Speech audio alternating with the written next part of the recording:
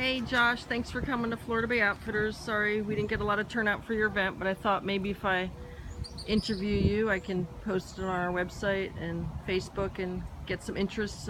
People can follow you for the rest of your trip. Sure. So. Thanks for having us, Monica. That's been, sometimes there's right place, wrong time for a lot of these things. So we've had such great support down here in the Keys and in Florida, and looking forward to heading north up the East Coast. I'm 1,000 miles in, so this is about a third of the way. Wow. And now we really kick it into high gear.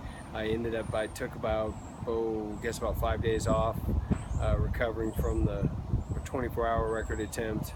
Our 24-hour record attempt on top of the 1,000 miles, on top of going hypothermic on the way back. But if you didn't read about that, I read about it on your website, and it was crazy, but good for you for trying. Yeah, well, I'll make another pass at it. That was one of the goals out of this thing. So while you're doing all these miles, you might as well go for it have some goals, have some target places to really go crazy. It mixes it up a little bit. So the next headed up to Miami. We've got a great event going on up there on Saturday at the Marine Stadium there for the Orange Bowl Sub Championships. Wow. And that will be a good time, and a lot of supporters there in the Miami area. And I'm from Miami originally, so and the bigger thing is I'm hoping to get the Orange Bowl committee to look back and give me my youngest finisher award from the 1981 Orange Bowl Marathon. I was 11 years old. That is cool. 4 hours, 25 minutes, 32 seconds, and we didn't hang out for any awards. And I didn't even know if there was an award, but I thought, man, come on, man, I was 11 years old. You'll have to find someone who's been with the committee for a long time. Yeah, no, they've got records. Oh, okay. Well, now it's with the Miami Marathon, but awesome. they've got records. And well, I think some people, if they haven't read about you, might want to know why you started this adventure. Yeah, on top of the 7 traumatic brain injuries I had while I was serving, I was in the U.S. Army Delta Force for about 10 years, and Army Rangers.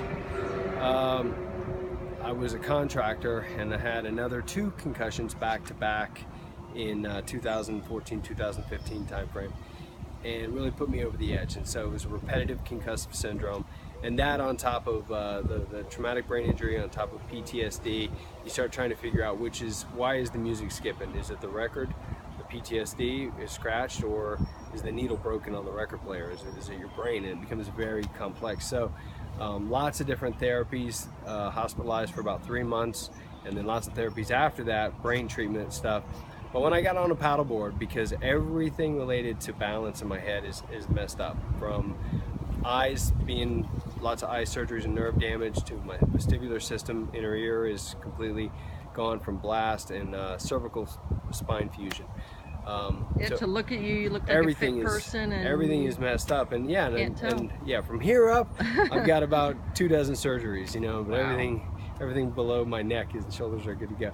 So when I got on a paddleboard, the world stood still for the first time because of the movement. That's sort awesome. of like when a sailor has sea legs. Well, I get sea legs all the time.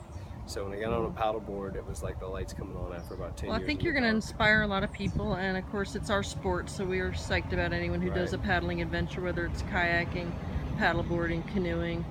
Now we have the adventure sailing kayak, pedal kayak, so it's good for you, and thanks for inspiring us, and we're going to follow you from here on. Thank you so much. And if anyone wants to support Josh, your website is veteranvoyage360.com, veteranvoyage360.com, and please enter the raffle. We'll try to win a